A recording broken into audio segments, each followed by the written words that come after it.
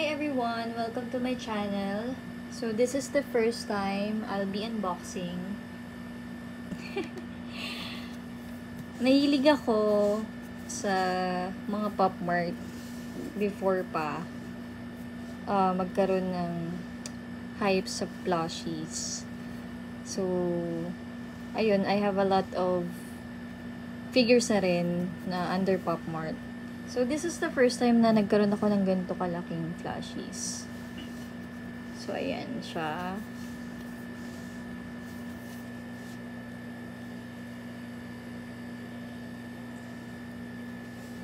So, i-unbox ko na siya.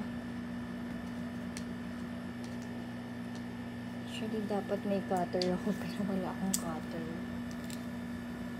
So, gunting na lang. Okay.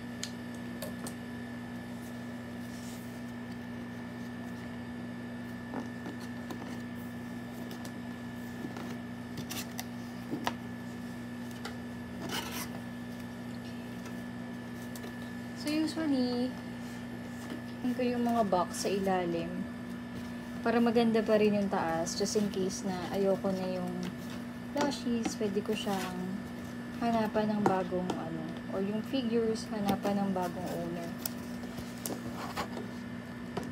So, yan siya. Oops. Okay.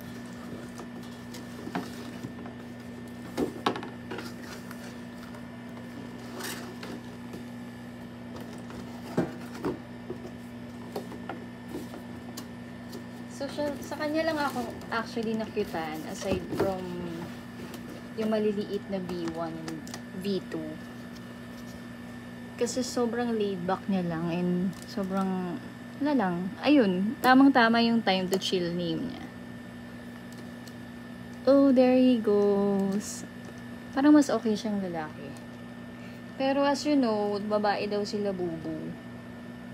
Sana magaganto rin si Tay Coco, no? Kasi fan din ako ni Tay Coco. So, si Tay Coco, ang cute-cute niya. So, pag may narinig kayong pusa ko yon si Salem at si Thomas na naghaharutan ngayong araw. So, there you go. I think may hila na natin siya.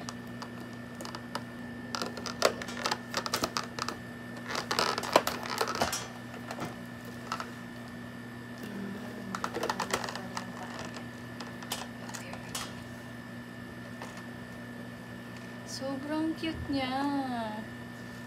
Para kang may hawak na baby. And then, may card siya.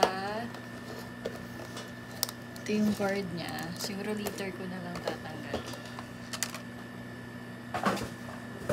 So, we successfully unboxed the Monsters Time to Chill.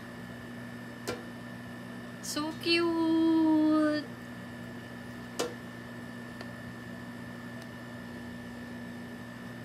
Look at the eyes. Move siya. Nakikitan talaga ako sa mga mischievous looking. So, madami siyang mahabang hair.